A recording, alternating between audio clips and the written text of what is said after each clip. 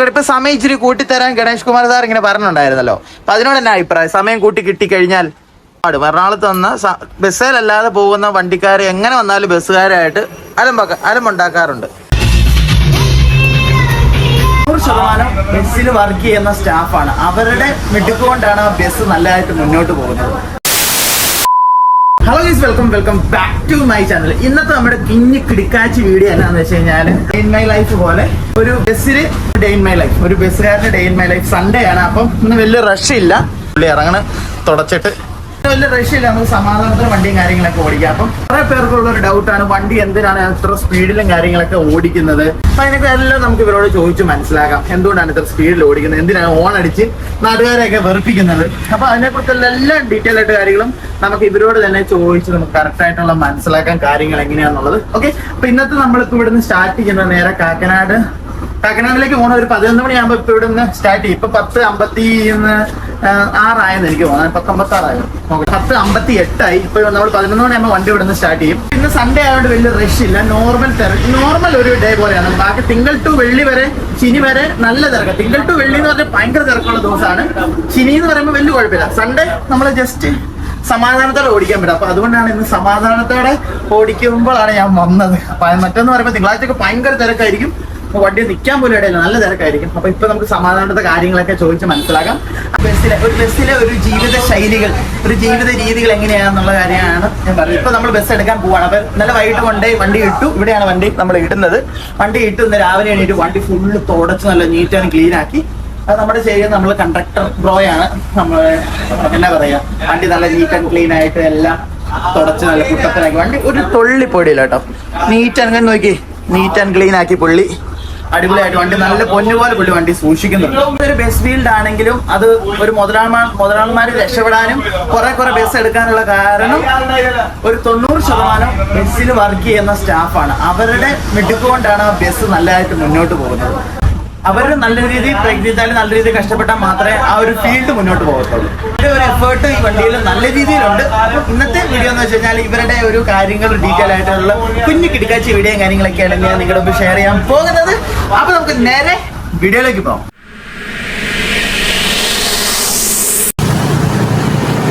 Yes, അങ്ങനെ നമ്മള് പോണ വണ്ടി തേണ്ട കിടക്കണോ.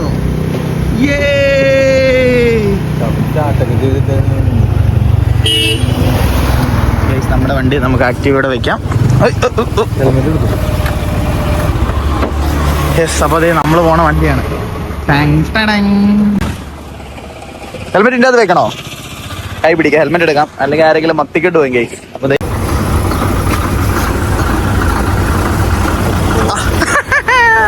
ഇവിടെ ഇച്ചിരി ചെളി ഉണ്ടെന്ന് തോന്നുന്നു. ആ ചെളി തുടയ്ക്കുകയാണ് ആശാൻ. പുള്ളി മേളിൽ കയറിയെന്ന് തോന്നുന്നു. എനിക്ക് തോന്നുന്നു മുകളിൽ ഇച്ചിരി ചെളിയുണ്ട്. ഓ, ഇവിടുത്തെ പേര് അവിടെ ഇച്ചിരി ചെളിയുണ്ട്, അത് തുടയ്ക്കാൻ വേണ്ടി മുകളിൽ കയറിയതാണ്. ആ തുടയ്ക്കാനുള്ളൊരു മനസ്സേ.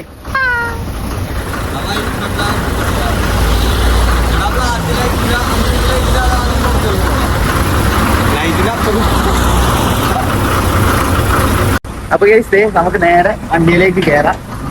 ടയറൊക്കെ ചെക്ക് ചെയ്യണം. വണ്ടി എടുക്കുമ്പോൾ എന്തൊക്കെ കാര്യങ്ങൾ ശ്രദ്ധിക്കണം എന്നുള്ള കാര്യമാണ് നോക്കുന്നത്. ടയർ ചെക്ക് ചെയ്യണം, ഓയില്. ഓക്കെ, അങ്ങനെ നമുക്ക് വണ്ടിക്കകത്തേക്ക് കയറാം. വണ്ടി നല്ല കഴുകി നല്ല കുട്ടപ്പനാക്കി ഇട്ടേക്കും കേട്ടോ.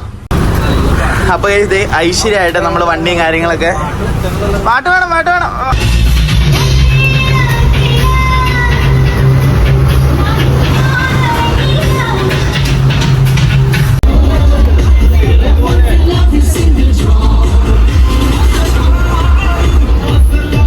പൊതുവേ ഉള്ളൊരു കാര്യമാണ്, രണ്ടുപേരുടെ ഒരു കാര്യം ചോദിക്കാനുണ്ട്. പൊതുവെ ഉള്ള കാര്യം, എറണാകുളത്ത് വരും എല്ലാവരും ട്രാഫിക്കിൻ്റെ ഇടയിൽ പെടുന്നത്. അപ്പം അങ്ങനെ പെട്ട് കഴിയുമ്പോഴത്തേനും ഭയങ്കര നിങ്ങൾ ഓണടിയും ബഹളവും ഒച്ചപ്പാടും. എറണാകുളത്ത് വന്ന ബസ്സിലല്ലാതെ പോകുന്ന വണ്ടിക്കാർ എങ്ങനെ വന്നാലും ബസ്സുകാരായിട്ട് അലമ്പുണ്ടാക്കാറുണ്ട്. എന്തുകൊണ്ടാണ് അങ്ങനെ അലമ്പുണ്ടാക്കണത്? വണ്ടികൾക്ക് ടൈം ഉണ്ട്, ടൈം അനുസരിച്ച വണ്ടികൾ പോകണം. എന്റെ വണ്ടിയുടെ ബൈക്കിൽ ചിലപ്പോ 2 മിനിറ്റ് ബൈക്കിൽ വേറെ വണ്ടി ഉണ്ടാവും. ഇത് നമ്മുടെ റോഡിന്റെ അവസ്ഥ ഇപ്പൊ അറിയാലോ. ഇത് വണ്ടികൾക്ക് പെർമിറ്റ് കൊടുക്കുന്ന സമയത്ത് പണ്ട് പെർമിറ്റ് കൊടുക്കുന്ന സമയത്ത് റോഡ് തന്നെയാണ് ഇപ്പോഴും വണ്ടി വളരെയധികം കൂടിയുണ്ട്. നമ്മൾ വിചാരിക്കണ പോലെയൊന്നുമല്ല. ഒരു വീട്ടിൽ തന്നെ 2 കാറ് 3 കാറൊക്കെ ഉള്ള വീടൊക്കെ ഉണ്ട്. എല്ലാരും കാറിന് തന്നെയല്ലേ വന്നത്. ചുരുക്കം ആൾക്കാർ മാത്രം ബസ്സിന് വരുന്നുള്ളൂ. നമ്മുടെ സമയത്തിന്റെ പ്രത്യേകത ഇതും കൊണ്ടാണ്. റോഡിന്റെ ബ്ലോക്കും റോഡിന്റെ അവസ്ഥ അറിയാലോ. അപ്പൊ നിങ്ങൾക്ക് എത്ര മിനിറ്റ് ക്യാപ്പ് ഉണ്ട് ഒരു വണ്ടിക്ക്? ചില വണ്ടിക്ക് 5 മിനിറ്റ് ക്യാപ്പ് ഉണ്ടാവും, ചില വണ്ടിക്ക് 2 മിനിറ്റ്, ചില വണ്ടിക്ക് 1 മിനിറ്റ് ക്യാപ്പ് ഉണ്ടാവും. ചില പുറയിലെ മുമ്പില് വണ്ടിയൊക്കെയാണ് താക്കാൻ പറ്റുള്ളൂ. സെയിം ടൈം വണ്ടി തുറക്കാൻ പറ്റത്തില്ല ഒരിക്കലും. കാരണം സെയിം ടൈം നമ്മൾ അഡ്ജസ്റ്റ് ചെയ്ത് തുടങ്ങുള്ളൂ. എപ്പോഴും നമ്മ ഒരു കണക്ഷൻ ഉണ്ട്, അഡ്ജസ്റ്റ് ചെയ്ത് ചിലപ്പോ ഒന്നല്ലെങ്കിൽ അവര് മുമ്പിൽ പോകും, അല്ലെങ്കിൽ നമ്മ പുറയിലേക്ക് വരും.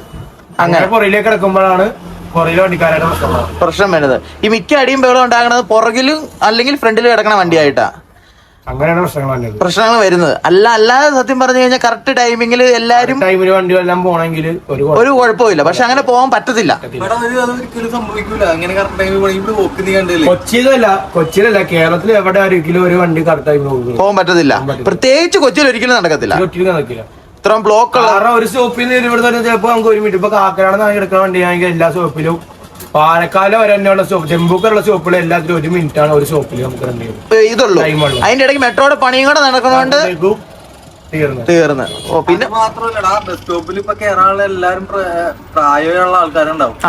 കാല് വേദന ചിലപ്പോ അവിടെ അവര് ഇറങ്ങാനായിട്ട് 2 മിനിറ്റോളം പോകും. 2 സെക്കൻഡ് നമ്മൾ വെയിറ്റ് ആകുമ്പോ അതിന്റെ ഒരു പ്രശ്നം വേറെ ഉണ്ട്. നമ്മൾ അതും കൂടി ചിന്തിക്കണം. എല്ലാരും ബസ്സുകാർ കാരണം എല്ലാം ബസ്സുകാരും നല്ലവരാണെന്ന് ഞാൻ പറയണില്ല, എന്നാലും ഉണ്ട്. ടോട്ടലി എല്ലാവരോടും പറയാനുള്ള കാര്യം എന്താണ് പറയാനുള്ളത്? ഈ കാറുകാരൊക്കെ ഫ്രണ്ട് വെച്ചു തെറിയും ബഹളമൊക്കെ പറയുമ്പോൾ എന്താണ് നിങ്ങൾ ഒരു ഡ്രൈവർ എന്ന നിലയിൽ സുഹിത്തേട്ടൊക്കെ എന്താ പറയാനുള്ളത്? നമ്മൾ വീട്ടിൽ നിന്ന് ഇറങ്ങുമ്പോ ഒരാള് തട്ടണം അല്ലെങ്കിൽ ഒരാളെ കൊല്ലണമെന്ന് വിചാരിച്ചിട്ടല്ല ഇറങ്ങുന്നത്. നമ്മൾ ജീവിക്കാൻ വേണ്ടി ഇറങ്ങണത്, അല്ലാണ്ട് നമ്മളൊരാളെ കൊല്ലണമെന്ന് വിചാരിക്കണില്ല ഒരിക്കലും. ഒരു വഴക്കുണ്ടോ? കാരണം രാവിലെ ഒരു ദിവസം വഴക്കുണ്ടായി കഴിഞ്ഞാൽ ഫസ്റ്റ് ചാല് വഴക്കായി കഴിഞ്ഞാൽ പിന്നെ ആ ചാല് മൊത്തം പോയല്ലേ? ആ ചാലല്ല, ദിവസം തന്നെ പോവല്ലേ? നമുക്ക് പിന്നെ ഓടിക്കുമ്പോൾ എപ്പോഴും ഈ ഒരു ഇതായിരിക്കും, ടെൻഡൻസി ആയിരിക്കും വരുന്നത്. അത് പോയി, അന്നത്തെ ദിവസം പോയി. പരമാവധി നമ്മ ഇതാക്കി പോവാ. ഇപ്പൊ ഇന്നിപ്പോ ഞായറാഴ്ച നമ്മ വലിയ ശരിയാ, ഇന്ന് സമാധാനത്തോടെ നമ്മൾ ഓടിച്ചല്ലേ പോരാൻ പറ്റും. അല്ലാത്ത ദിവസം പോരാൻ പറ്റില്ല. ഞായറാഴ്ച മാത്രം ഈ വണ്ടി ഒന്ന് സമാധാനത്തോടെ ഓടാൻ പറ്റുന്നുള്ളൂ. അല്ലെ, അല്ലാത്ത ദിവസങ്ങൾ ഈ വണ്ടി സമാധാനമാണ്, അല്ലാണ്ട് വലിയ പ്രശ്നങ്ങളും കാര്യങ്ങളൊന്നും ഇല്ല. ഈ വണ്ടിയുടെ ടൈമിങ്ങും കാര്യങ്ങളൊക്കെ ഏകദേശം കറക്റ്റ് ആണോ?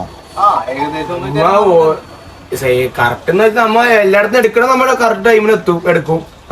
പക്ഷേ എറണാകുളം സിറ്റിനുള്ളിലേക്ക് കയറുമ്പോഴത്തേക്ക് നമ്മ എങ്ങനെ എന്നാലും വഴും. അതായത് പാലാരിവട്ടം കഴിഞ്ഞ് പാലാരട്ടല്ല, ഇപ്പൊ കാക്കര നിൽക്കണമെങ്കിൽ നമ്മളിപ്പോ വാഴക്കാല പടമുള എന്തായാലും വൈകും. പൈപ്പ് ലൈനൊക്കെ നമ്മൾ അത്യാവശ്യം നല്ലോണം വൈകിട്ടുണ്ടാവും. പിന്നെ അവിടെ നിന്നുള്ള വണ്ടി കയറി വരുന്നുണ്ട്.